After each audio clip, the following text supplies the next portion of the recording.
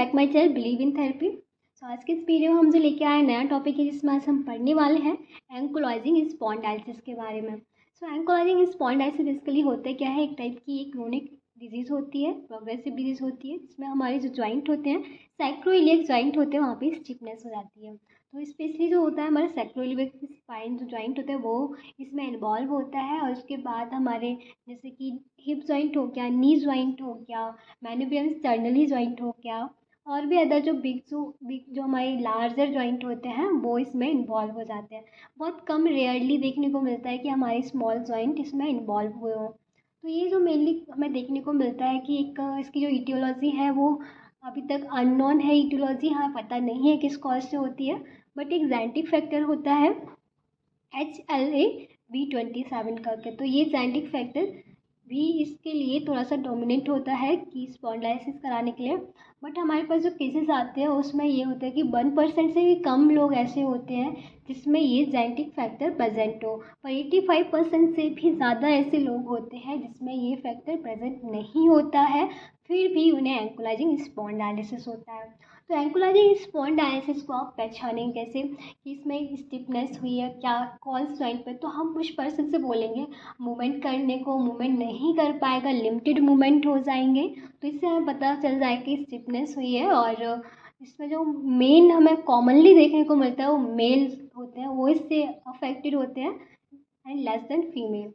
और हमारे क्या होता है कि जो जॉइंट होती है इसमें स्टिफनेस की वजह से साइनेबल मेम्ब्रेन होती है, वहाँ पे इन्फ्लेमेशन हो जाता है, बोनी एंकोलोसिस एंड फाइब्रस एंकोलोसिस भी देखने को मिलता है इस टाइप की डिजीज़ में। और क्या होता है कि जो पर्सन होते हैं उनकी कंप्लेन होती है, प्रेजेंट कंप्लेन होती है कि उन्हें पेन होता है जब वो रेस्ट पे होते हैं, और उन्हें पेन होता है जब वो नाइट में जैसे मॉर्निंग में सो के उठते हैं उस टाइम पेन होता है।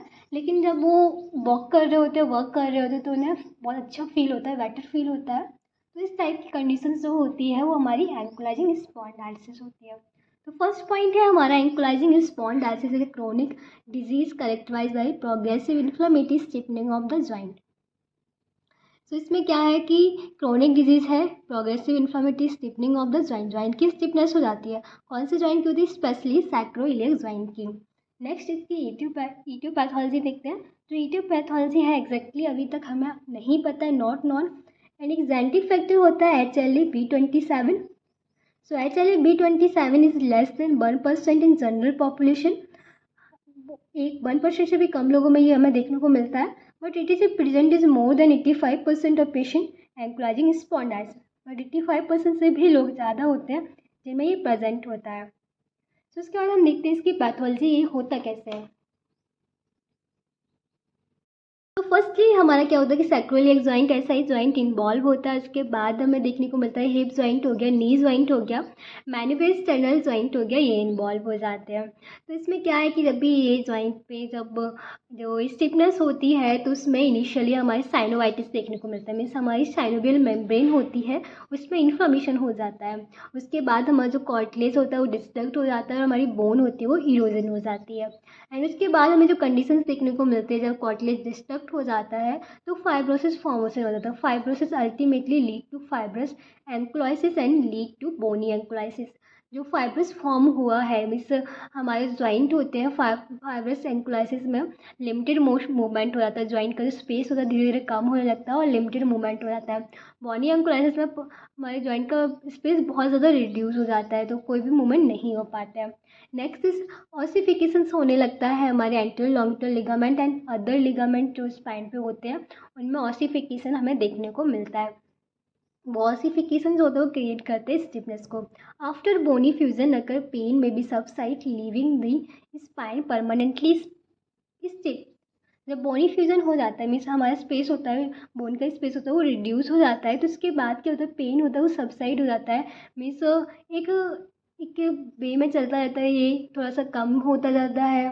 पर ये है कि पेन जो होता है वो प्रोग्रेसिव नहीं होता है, बढ़ता नहीं है। जितना है पेन वो धीरे धीरे कम होता जाएगा, सबसाइड होता जाएगा। एंड जो स्पाइन परमानेंटली हमारी क्या होती है स्टिफनेस आती है। जब भी हम कोई मूवमेंट करते हैं, वर्क करते हैं, तो पेन हमें फील होता है। सो नेक्स्ट इसके देते हैं क्लिनिकल फीचर्स क्या होते हैं। जो पेशेंट आते हैं तो उसकी प्रेजेंट कंप्लेन क्या होती है। जो प्रेजेंट कंप्लेन होती है वो यंग एडल्ट में होती है, मोर कॉमन इन मेल में बहुत ज़्यादा देखने को मिलती है। जैसे कि 10 रेशियो का 1 रेशियो होता है, 10 रेशियो में मीन्स मेल और फीमेल 1%।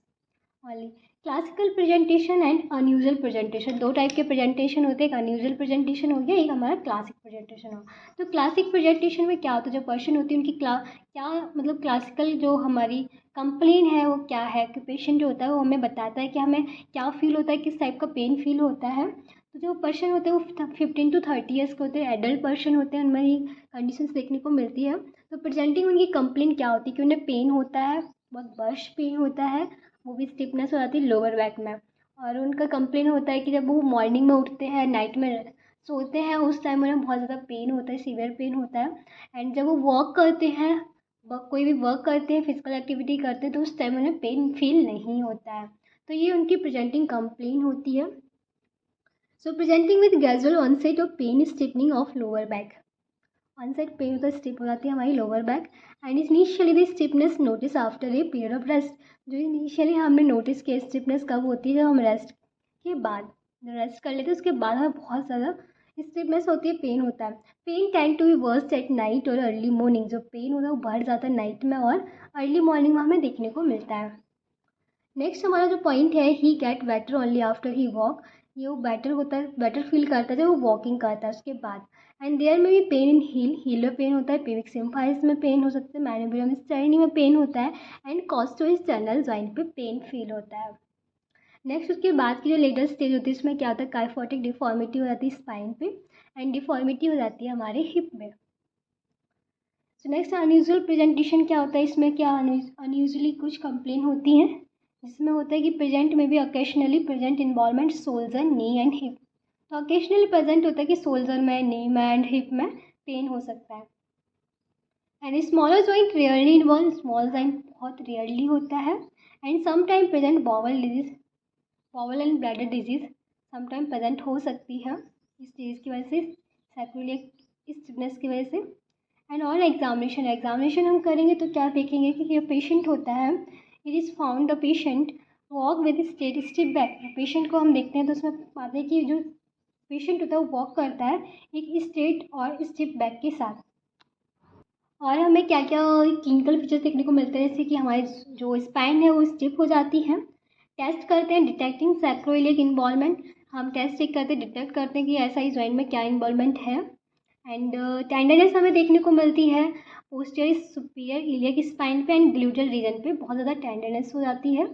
एंड सैक्रोइलियक कंप्रेशन हो जाता है, हमारी नर्व कंप्रेस हो जाती है, हमारे वर्टेब्रा कंप्रेस हो जाते हैं। स्ट्रेट लेग रेजिंग टेस्ट कराते हैं कि पेशेंट को हम सुपाइन पोजीशन में रख के उसे जो लेग को स्ट्रेट करके एक्सटेंड कराते हैं।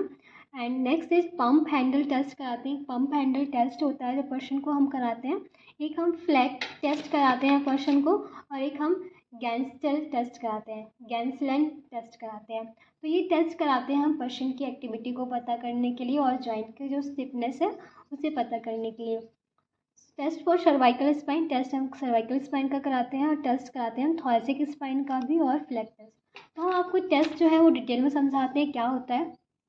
तो यहाँ देख सकते हो pump handle test, pump handle test में क्या होता है, जो पेशेंट होता है उसे हम सुपाइन लाइन में रखते हैं, उसके बाद हम पेशेंट का जो लेग है उसे हम फ्लेक्स करते हैं, हिप जॉइंट को हम फ्लेक्स करते हैं, नी को फ्लेक्स करते हैं, और कम्प्लीटली जो फिजियोथेरेपिस्ट होता है जो भी एग्जाम में होता है वो अपोजिट शोल्डर की साइड उसके लेग को लेके जाता है, उससे क्या होता है पेन फील होता है, स्टिफनेस जो हमारे सैक्रोइलियक जॉइंट पे वो हमें फील होती है, pump handle test. And next is flag test, flag test में क्या होता है कि पेशेंट होता है अपनी हील पे खड़ा होता है, स्टैंड होता है हील पे, एंड उसके पीछे हम एक दीवार होती है, वॉल होती है, तो हम पेशेंट से बोलते हैं कि आपको अपने हेड से वॉल को टच करना है, हील का, जब पेशेंट स्टैंड होता है हील पे तो उसे टच करना है, और उसके अपने जो अपनी नेक है उसे बिना एलिवेट किए, विदाउट एलिवेट। तो पेशेंट जब उसे टच करेगा तो उसे ऐसे जॉइंट पे पेन फील होगा। So patient is stand with his heel and back against the wall and tries to touch the wall with the back of his head without raising chin, inability to touch the head of the wall। Means patient को हम खड़ा करते हैं उसके heal पे, and back against wall होती है against में, एंड ट्राई करता है कि टच कर सके वॉल को with the back of his head, अपने हेड से, एंड विदाउट रेजिंग चिन, अपनी रेजिंग चिन को रेज नहीं करना है। तो उसमें पेशेंट जो होता है इनेबल होता है टच करने में वॉल को, तो इससे हम ये डायग्नोज कर सकते हैं, पता कर सकते हैं कि इस पेशेंट को एंक्लाइजिंग स्पॉन्डाइलिसिस हुआ है। एंड नेक्स्ट एक हमारा टेस्ट है गैंसलिन टेस्ट। गैंसलिन टेस्ट में क्या होता है कि हम जो हिप पर्सन की हिप और नी है उसे हम फ्लेक्स करते हैं एक अपोजिट साइड में, और एक पेल्विस को हम फिक्स कर रखते हैं टेबल के एज पे। फिक्स करके हम एक लेग को हम फ्लेक्स करेंगे और उसके बाद हम हाइपर एक्सटेंड करते हैं दूसरे अपोजिट लेग को, वो भी टेबल के एजेस पे। तो हम आपको डायग्राम के थ्रू दिखाते हैं। यहाँ हम देख सकते हैं ये गैंसलिन टेस्ट है, जिसमें हमने जो एग्जामिनर है उसने हिप और नी जॉइंट को फ्लेक्स किया है और फोर्स लगाया। जो अनदर लेग है उसे हिप पैल्विक को पहले से फिक्स किया है, पैल्विक को फिक्स कराया है पेशेंट के हाथों से, उसके बाद हाइपर एक्सटेंड किया, वो भी टेबल की एजेस पे। एंड नेक्स्ट जो हमारा टेस्ट है वो हमारा है पंप हैंडल टेस्ट।